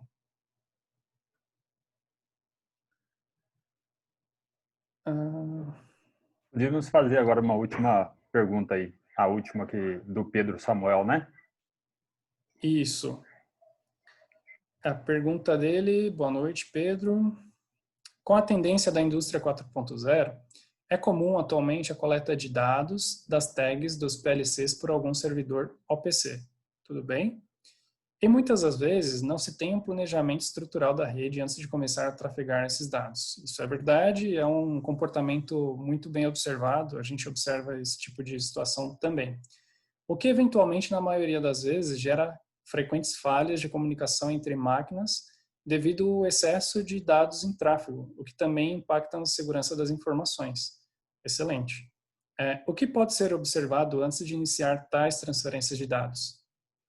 Olha, o que pode ser iniciado para se observar antes de realizar essa transferência de dados é se esse fluxo de dados ele está seguindo o caminho mais inteligente. Né? Se você está dando um direcionamento para esse tráfego devido.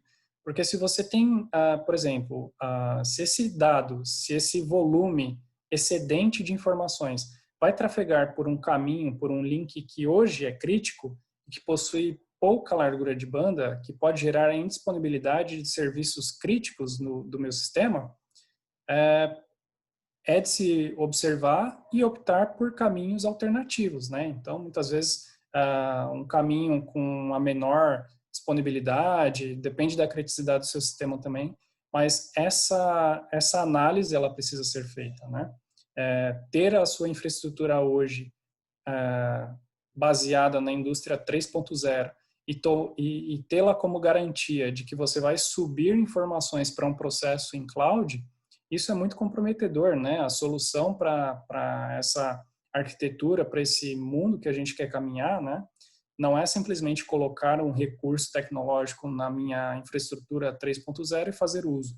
Eu tenho que pensar muito bem nessa integração justamente para evitar esse tipo de inconsistência, né? Então, muitas vezes eu gero, igual a gente estava comentando, pode gerar broadcast, multicast, eu posso gerar tráfego excessivo na minha rede, né?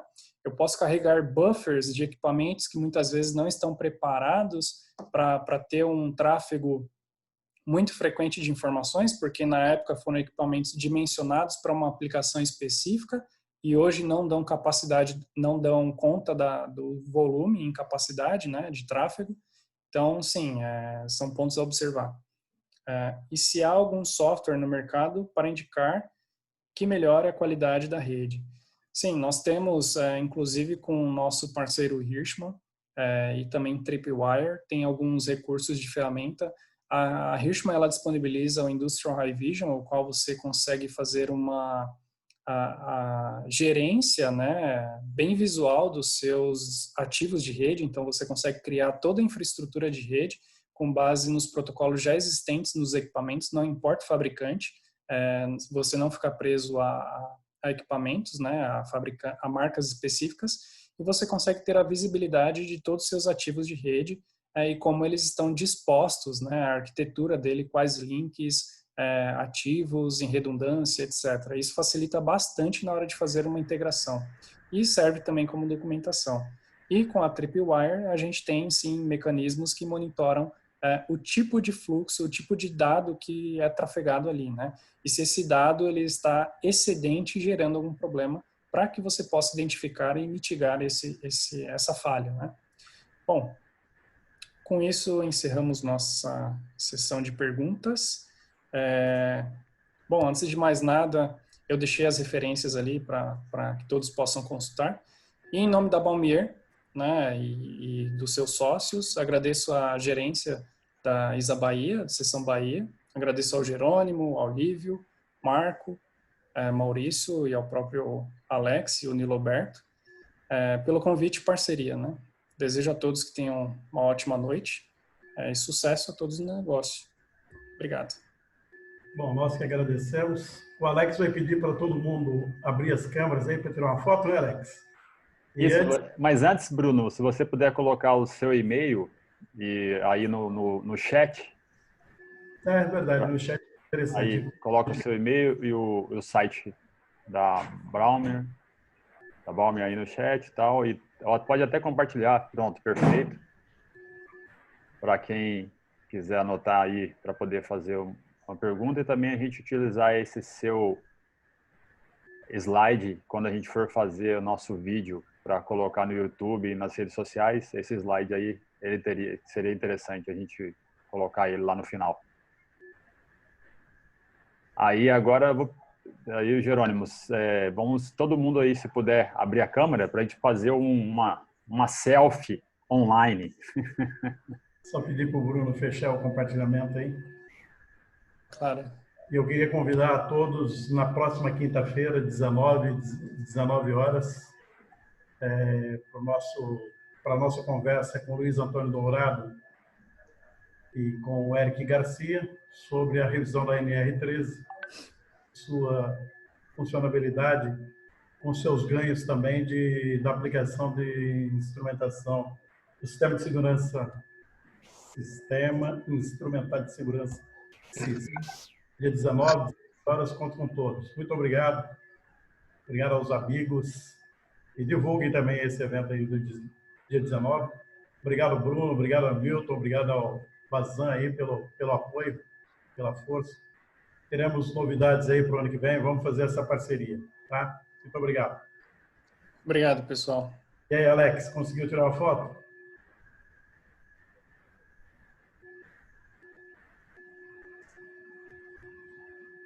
Pode fechar o sorriso ou não? Tô só esperando, faltando mais umas 5, 6 pessoas aí.